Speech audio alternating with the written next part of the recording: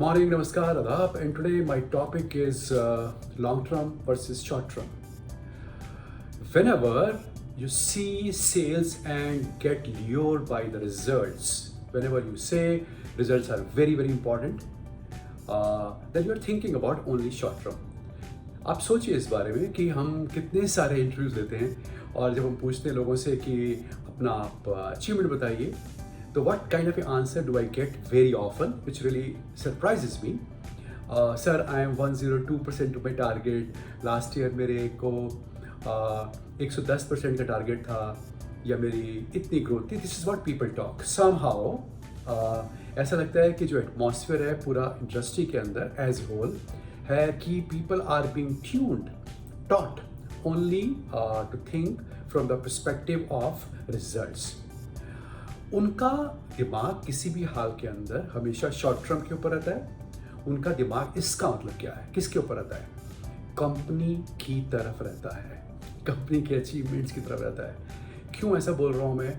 जब भी आप सेल्स कर रहे हैं, जब भी आप सिर्फ ग्रोथ के लिए बात कर रहे हैं, आप सिर्फ अपनी कंपनी के लिए बात कर रहे हैं. अब मैं आपसे क्वेश्चन बोलता हूँ, where are you in this whole scheme? आप कहाँ पर हैं इस स्कीम के अंदर?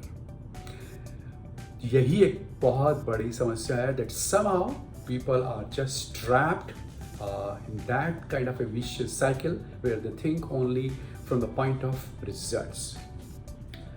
कैसे सोचना चाहिए, क्या सोचना चाहिए आपको? The first most important thing you're supposed to think is what? Always have bigger picture in mind. This is the most important thing I want to talk to you. Bigger picture क्या है? Bigger picture आपकी क्या है? What do you want to see yourself 5 years from now, 3 years from now, 10 years from now? Because we all know we are all gaining age. Gain नहीं कर रहे, हम life loose कर रहे हैं. एंड जस्ट सोचो इस बारे में कि एक आदमी की जो लाइफ है कितने दिन काम करने की होती है. आज के टाइम पर it's a very healthy kind of a time. Mankind में कोई रिटायरमेंट की एज नहीं है, but generally if you just look around, you'll find that 60 साल तक. My question to you is, अब आपसे क्वेश्चन बोलता हूँ, आपकी उम्र क्या है? If your age is 35, that means what? You have 25 more years to work. If your age is 45, you have 15 years to work. तो मेरा क्वेश्चन क्या है? आपके काम क्या आएगा? आपकी सेल्स काम आएंगी, आपकी ग्रोथ काम आएंगी, आपके पास जो आपने उससे इंसेंटिव कमाया है, पैसे कमाया है, वो काम आएगा. लेकिन ज़्यादा काम क्या आएगा? ज़्यादा काम आएगा कि आपके अंदर कितनी क्वालिटीज़ हैं, आपने क्या अपने अंदर नए स्किल सेट सीखे हैं, क्या नई नई बातें कर रहे हैं आप, कितने आपके अंदर कैंडिलीवर हैं. ये आपको लॉन्ग रन के अंदर काम आएगा. If you want to grow in your life, this is how you are supposed to think. Second, once you say I have started seeing a bigger picture, मैंने बड़ी पिक्चर देखता हूँ, मैं अपने आप को देखता हूँ, मैं I see president in this division, I see cluster head of 4 divisions, I see managing director in Mankind, because time and again we are talking about that Mankind is in the process of becoming an institution in which values would be more important than even people. Who are the people? मेरे से start करते हैं. मेरे से ज़्यादा या हमारी family से ज़्यादा इम्पॉर्टेंट होगा कंपनी की वैल्यूज़ क्या हैं. और कंपनी की वैल्यूज़ क्या हैं, जो इंस्टीट्यूशन की वैल्यूज़ क्या हैं, कि जो उन वैल्यूज़ को कैरी फॉरवर्ड करेगा वही चलाएगा इस ऑर्गेनाइजेशन को. So what we have decided that Mankind would be run by professionals. So anything is possible in Mankind. This is what you are supposed to carry in your head. So once you have a long-term kind of a vision और आपको आगे बढ़ना है, बड़ी post पर जाना है, तो आपके दिमाग में दूसरी बात क्या आनी चाहिए कि जब मेरा रिप्लेसमेंट आएगा, वो कौन आएगा? अगर मुझे सेकंड लाइन की पोस्ट पर जाना है तो और मैं फर्स्ट लाइन की पोस्ट पे काम करता हूँ, तो मेरा रिप्लेसमेंट कौन होगा? जैसे हम बात करते हैं रिप्लेसमेंट्स के बारे में, तो लोगों के दिमाग में इनसिक्योरिटीज आ जाती हैं कि अगर मेरा रिप्लेसमेंट आ जाएगा तो मेरी जॉब चली जाएगी. This is what number of people think, insecure people think.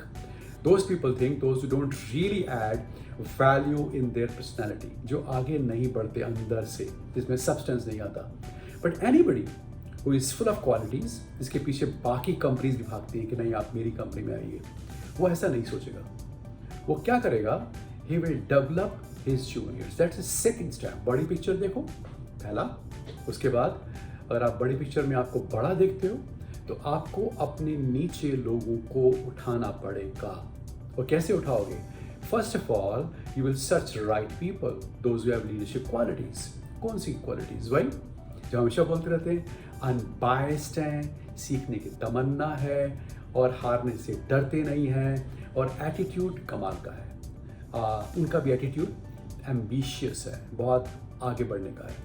जब आप ऐसे लोगों को लेते हैं then you start giving them mentorship. और जब भी मैं मेंटरशिप्स के बारे में बात करता हूँ तो जैसे टीचर्स होते हैं ना आपकी लाइफ के अंदर, तो हम टीचर्स को डिफरेंट तरीके से लेते हैं.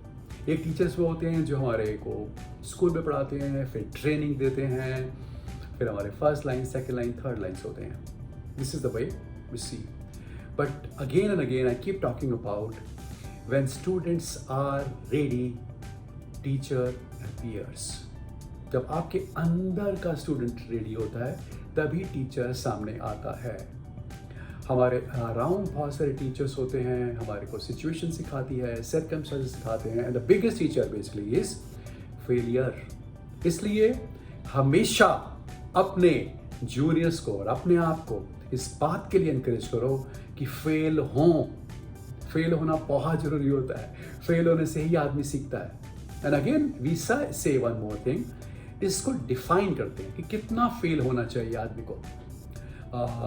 80% वही करो जो आप करते हो, 20% में एक्सपेरिमेंट करो, और जो 20% में एक्सपेरिमेंट करते हो उसमें आप फेल हो सकते हो. 50%, 60%, 70%, 80%, whatever percentage you want, because that would really tell you something different कि जिस तरीके से आप काम कर रहे हो वो तरीका सही नहीं है, नए तरीके से करो.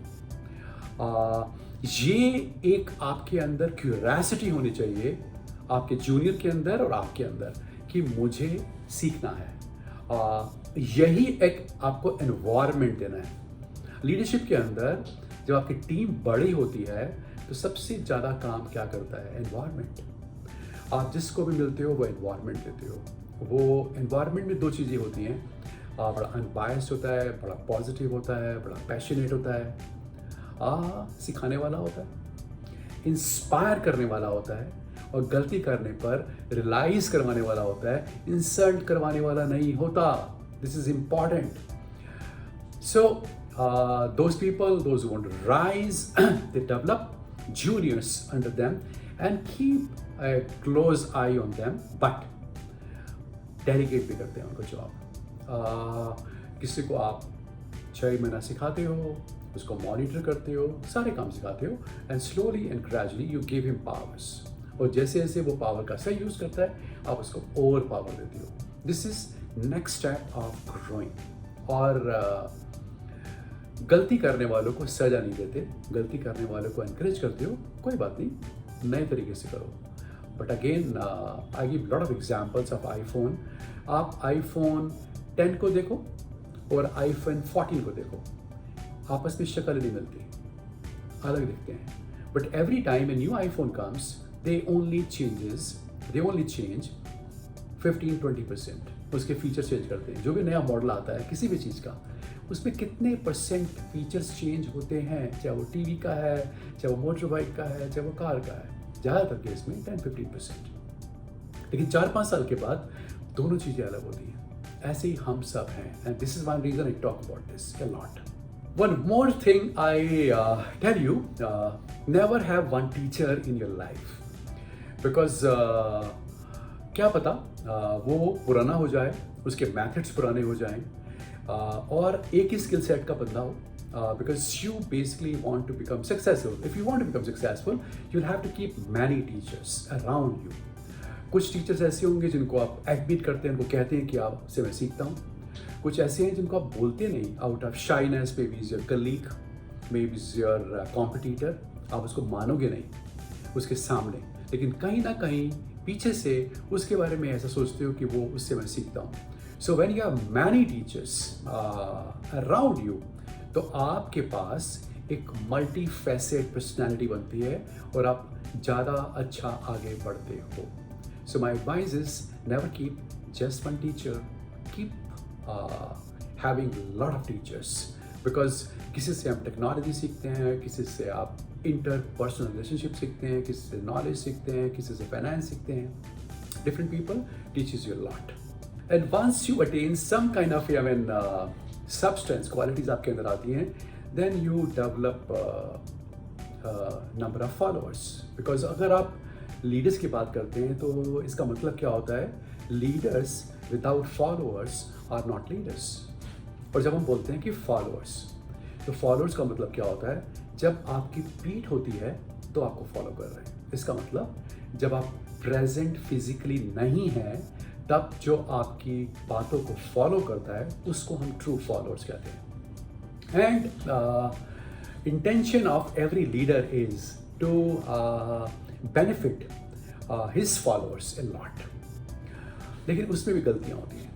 कभी कभी क्या होता है कि जिन फॉलोअर्स को आप मिलते हैं ज़्यादा, फिजिकली देखते हैं ज़्यादा, आपके इंटीमेट रिलेशन हो जाते हैं, उनको आप ज़्यादा बेनिफिट दे देते हैं. किस सेंस में? ज़्यादा अप्रिसिएशन, ज़्यादा अच्छी पोजीशन, ज़्यादा बिलीव, ज़्यादा पावर दे देते हैं. But that's a wrong thing. What about those followers, those who like you, follow your philosophy, policies, but they are away from you. So एक आइडियल रूल है, last man in the last row. जो आखिरी कोने में, केरला में, कन्याकुमारी में, कश्मीर में एक मेडिकल रैप है, एक फर्स्ट लाइन है, राइट?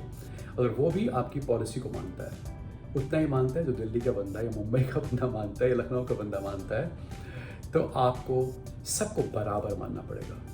सबसे ट्रिकी यही होता है, क्योंकि हम जब लोगों से मिलते हैं तो हम उनसे इमोशनली कनेक्ट हो जाते हैं जिनसे ज़्यादा मिलते हैं. A smart leader always remembers that उसको इस ट्रैप में नहीं पड़ना. He suppose to be very unbiased, equal to all, और वो बिलीव करता है मेरिटोक्रेसी में, इंटीमेट रिलेशनशिप के अंदर नहीं, मेरिटोक्रेसी में. जो अच्छा काम कर रहा है उसको वो आगे बढ़ाएगा, चाहे वो कन्याकुमारी में है, कश्मीर में है, केरला में है, या कहीं पर भी है, या असम में, या त्रिपुरा में, कहीं पर भी है. Every place is just very equal to everybody. ये बातें हमारे को बार बार अपने को रिमाइंड करानी बहुत ज़रूरी है. All these things become very relevant and you become very successful when you have one quality in yourself. अंदर से सोचने की, अपने बारे में सोचने की. और अपने बारे में क्या सोचते हैं कि मुझे हमेशा अपने लोगों के बारे में सोचना है. When think about your people.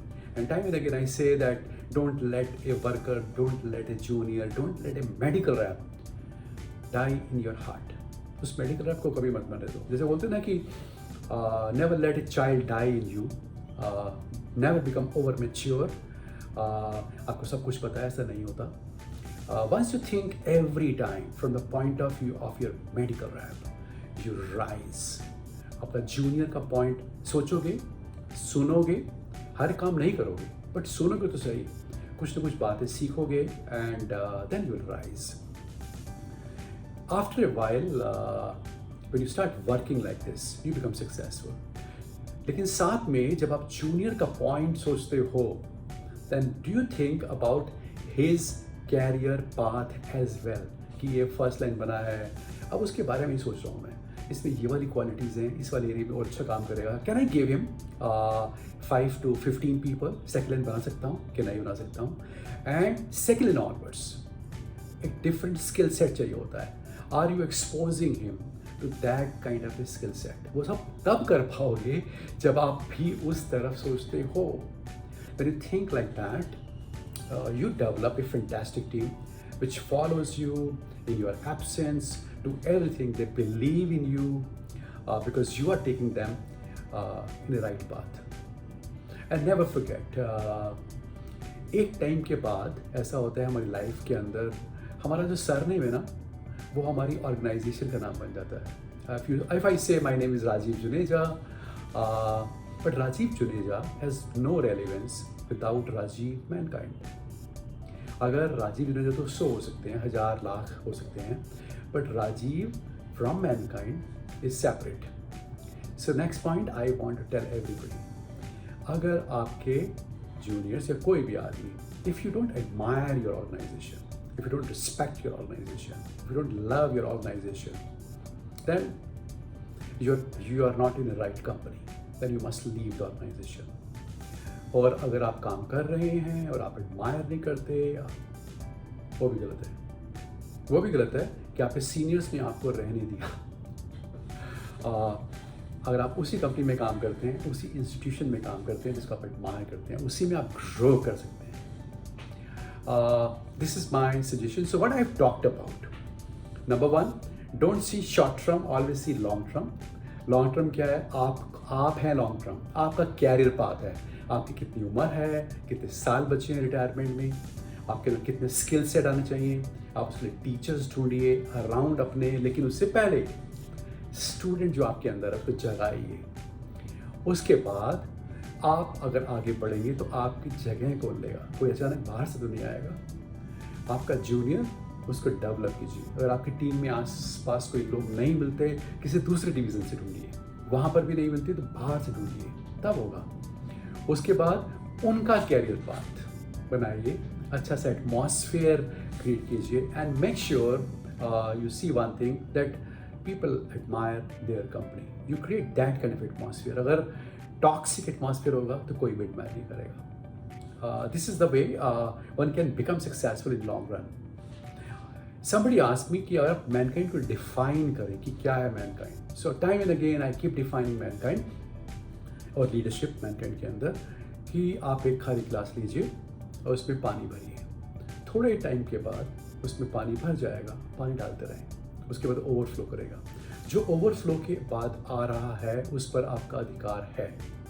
जो उस क्लास के अंदर है, जो क्लास के अंदर है, उसके ऊपर अधिकार नहीं है. This is the philosophy of Mankind. इसका मतलब लोगों को आप इतना सिखाइए कि वो आगे बढ़े, इतना प्यार दीजिए, इतनी वार्म दीजिए कि वो आप वापस दें.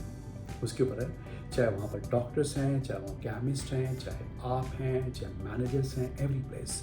If you believe in the philosophy of giving, I can tell you sir, it will reflect on you. आपको multi fold वापस मिलेगा. So I wish you all the best. Don't look smaller picture. Have a bigger picture in your mind and develop yourself. All the best and good luck. And thank you so much. Bye bye. See you.